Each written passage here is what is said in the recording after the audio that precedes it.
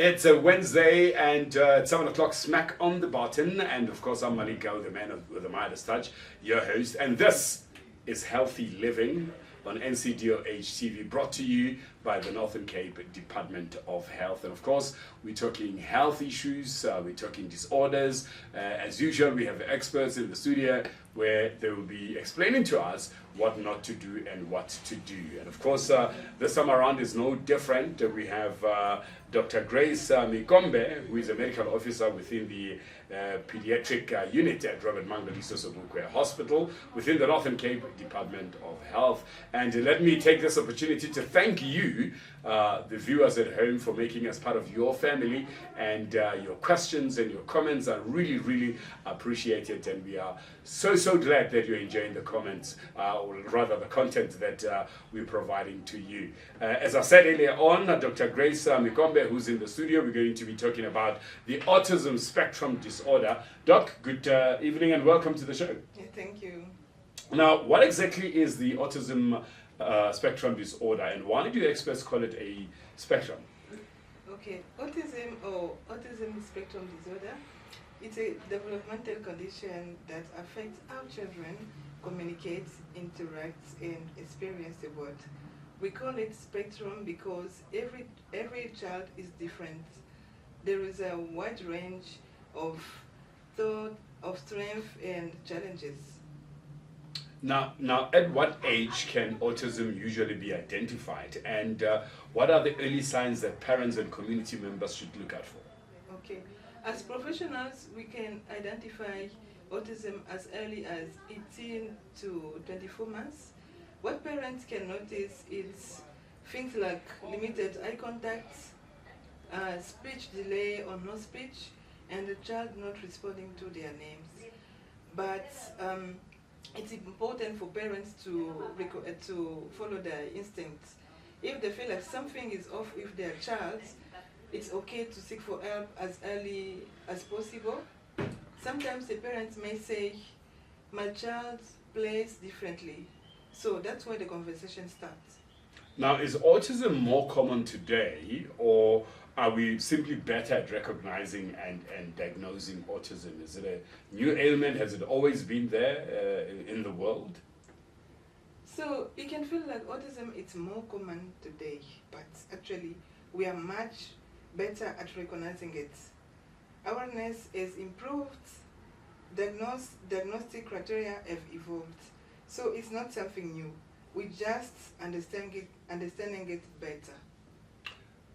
What do we currently, know about the cause of autism, and if it's genetic, is it caused by the environment, is it environmental, or is it both? So we know autism is caused by a combination of genetic and environmental factors, and it's very important to say that vaccine does not cause autism. Yeah. So it's been proven scientifically that it's not caused, because sometimes people think it's vaccine, but it's genetic and environmental factors. Yeah.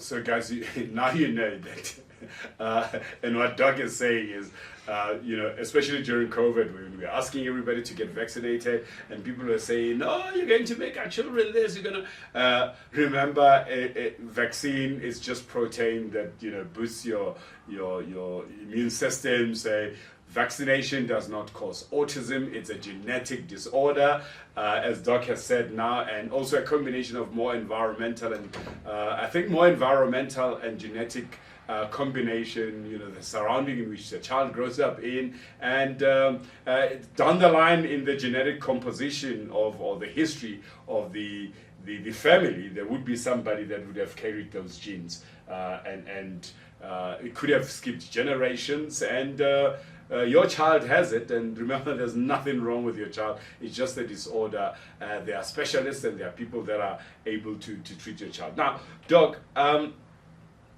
what do we currently know, in terms of how does autism affect communication and social interaction in everyday life?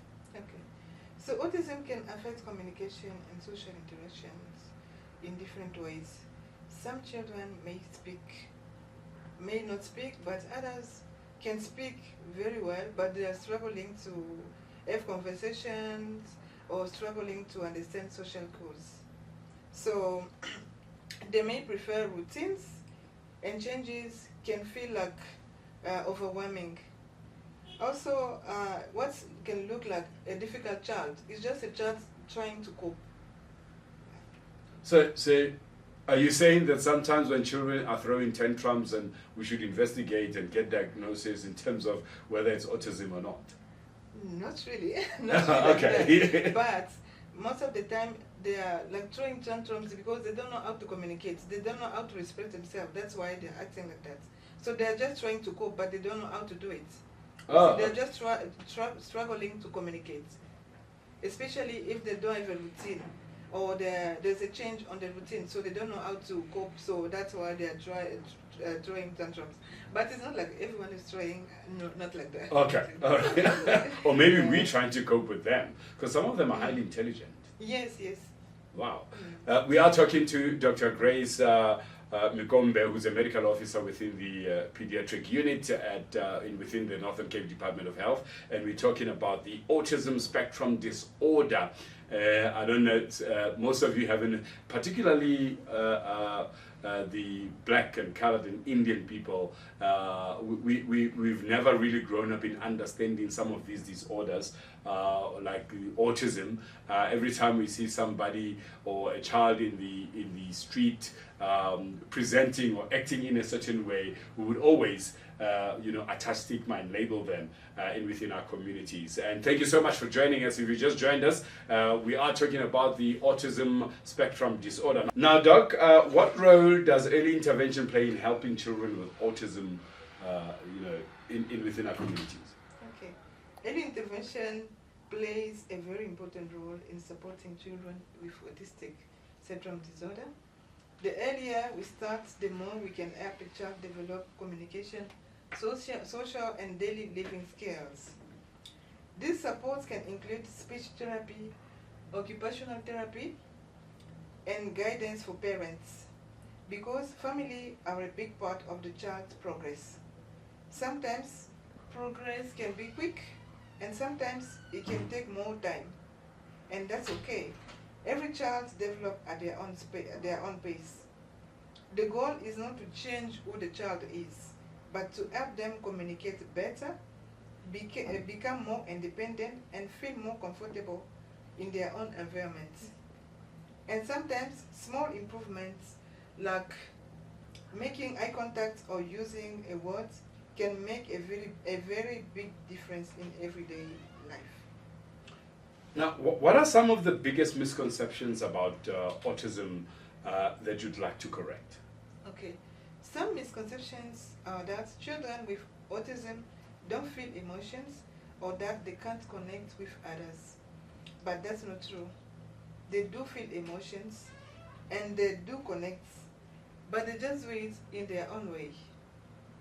And sometimes they may express those emotions differently, which can be misunderstood. Another misconception is that all children with autism are the same. As you say, it's a spectrum, so every child is different. In reality, some child may need a lot of support, while some others they are independent. They don't really need a lot of support. They really don't. They'll be fine actually, just acting differently or expressing their emotions differently. But all the autistic children, they are not the same. Yeah. So there is also the idea that autism is caused by parenting. That is also completely false. Autism is not caused by how you are raising your child. Yeah. So it's important that we move away from judgment and we go toward understanding. Now, Doug, your final message to communities out there. Okay. So autism is not something to fix. It's something to understand. With early support, acceptance, and the right environment, every child can grow and reach their full potential. Doc, thank you so much for joining us, and we wish you luck, and let's keep on preaching and helping those autistic children. Okay, thank you. No. That's our topic here today, autism spectrum disorder. And of course, now I hope that you've just picked up on little things, especially those parents that just are new into parenting. When you see your child is acting in a different way, please take note and seek help. It does not matter how small it is. Don't think that, no, the child is just naughty. In that naughtiness, there could be something major. Take your child to a local clinic, let them be diagnosed or referred to specialists that are able to diagnose your child as and where the child is in the autism spectrum. Some of them are, some people are autistic, but you can't really tell. They behave very normal. They would have triggers there and there, colors, sound, that will actually trigger the autism in their life. So let's respect each other and look after each other within your communities as well. If you see that a parent does not notice certain things, you as a community member reach out in terms of helping, and also in the workplace, not only about children, there are adults that have never been diagnosed with autism, but they are autistic. So look out, let's reach out and help each other. They say it takes a village to raise a child. Let's become that village as community members and help each other. Individuality though, you need to look after yourself by eating healthy, staying away from alcohol or drink less, don't smoke, exercise. Monday, exercise. Tuesday, exercise. Wednesday, exercise. Thursday, exercise. Friday, rest on Saturday, rest on Sunday, and eat healthy veggies all the time. Your plate, 80% of your plate or half of your plate must be vegetables with a little bit of starch and a little bit of protein, which is your meat. And of course, if you're a bit scared of exercising by yourself, by jogging or walking around the block, organize yourselves with community members or people living in the same street to walk together, particularly the elderly people that are able to walk together and really live a physical, healthy life. I'm Malik Kau, the man of the Midas Touch. This is Healthy Living. Join us again next week on Wednesday at 7 on our social media platforms. This is NCDOH TV. You know what we say, the best amongst people are those who benefit mankind. And here we say, good night.